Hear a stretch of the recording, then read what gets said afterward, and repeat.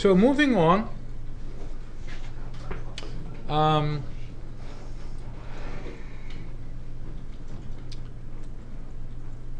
So speaking of methods, they have essentially public label, which tells us that the method is available to be called from other places. Return type, even if the method does not return anything, return type is still need to be described to the compiler using the void, the name of the method, and then parentheses with set of parameters. So here's another example of a class named person. Okay, and so I can just do this. I can say, okay, person, Control C, copy it, go back to my project, right click on the same package name and say new class, and use person as the name of the class. So person.java will be created for me. I will say finish, and here's my class person. I can steal it from here, right? I can just copy and paste, Control C, put it right here, delete all this stuff. Keep the package though, because I am all part of the same package. My routine is always to do this. You kind of tag the ending of a class, especially when you do some graphics programming. There's lots of code that is generated by the framework, and it's just a very useful little thing to have. So similarly, in the attributes section, I have private string name and private string address, which is available to if I want to have a person also as a class in my application, and I can then also give them private house, right? And house I need to specify.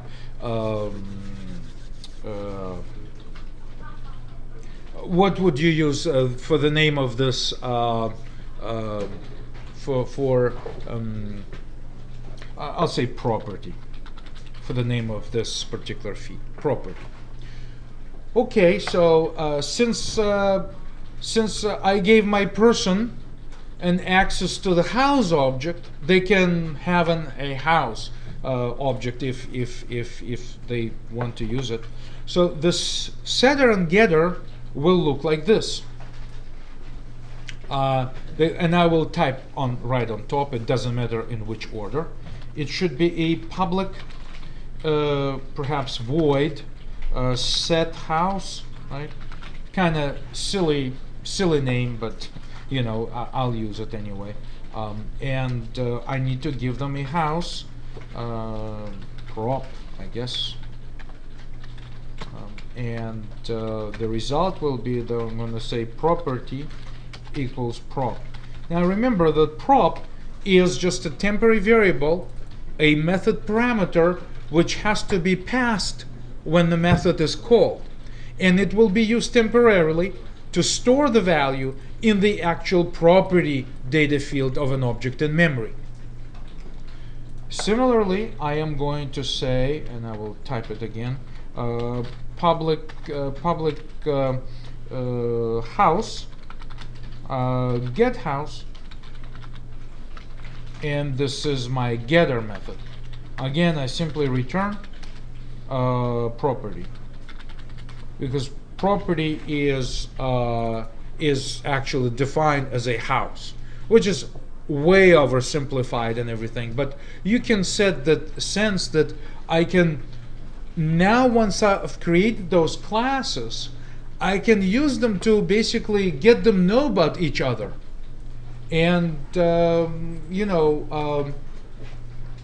that's sort of like an interesting idea. So if I now wanted to create a person, I could say person, I don't know, occupant equals new person, right? And I need to not to forget the empty parentheses. But then I can say occupant, and I can say set house, right? And NetBeans wants to give them shed, but I'll give them the range. Okay. So well, anyway, but this is you get the idea how things begin to interconnect, and I can start combining my objects to do something meaningful, to do something that is useful, and I will probably follow the ideas of my the ideas of the business that I have in mind. This seems to be heading towards like a real estate type of business application. But I could probably use a lot of similar ideas if I wanted to make a like a Halloween style game, or for haunted house or something. So anyway, let's just verify that it all works. Run it. It says build successful, and so I don't have too many syntax errors, so that's good. So essentially, I'm happy so far with my syntax. So now I have a house class, a person class, and I also have a demo app which contains the main method. So far, it's the only one that's taken use of my objects. Now, hopefully you'll get the idea that it's really not that difficult to create a class, as long as you know what the syntax is. And people usually get used to the syntax pretty quickly. How do you do the class declaration right at the top? There is no requirement to keep the attributes at the top of your class definition. I find it useful to keep the attributes at the top, so that I am constantly reminded of what kind of footprint in memory my object makes, because I can see my data attributes right at the top, and I typically put them at the top of the class. But it's not a requirement. They could be somewhere here. You could put them in the bottom or in any order. There's no such requirement, right? And then the methods follow, and those methods, again, they have names. They're supposed to take some parameters and return some values back, and that's just the way you structure those things. So creating individual classes isn't that difficult. So we're going to turn the page and start talking about, focusing a little bit more in this class, in CIS 123, focusing a little bit more on the design. We're going to say, oh, wait a minute. You know what? It's good that we can write code just like this, right? You could, write some code. But how accurate our code is in terms of reflecting all the business rules? How are we sure that we're trying to use certain types of data that we want to store, our market value, the type of the house, and so forth? Is this the right choice? Is this what we really want? Perhaps, try to type something in. It's possible, but how about, giving it some consideration? We're talking about design, so the design needs to take place. But then another, consideration jumps up.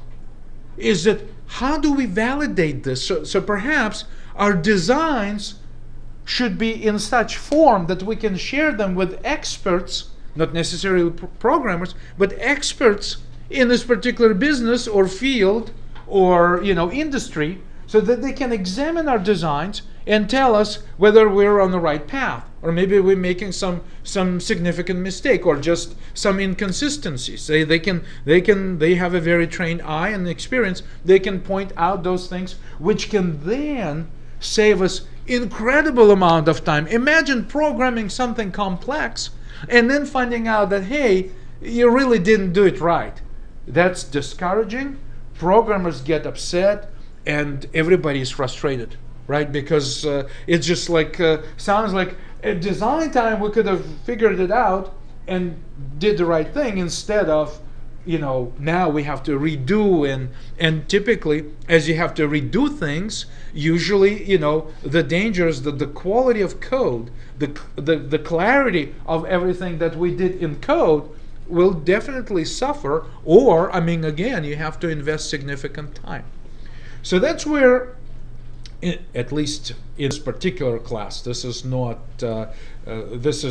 uniform across the board, but UML is one of the modeling tools which can be very uniformly used at design time to formalize ideas at design time. So this is going to be our next big topic in this class.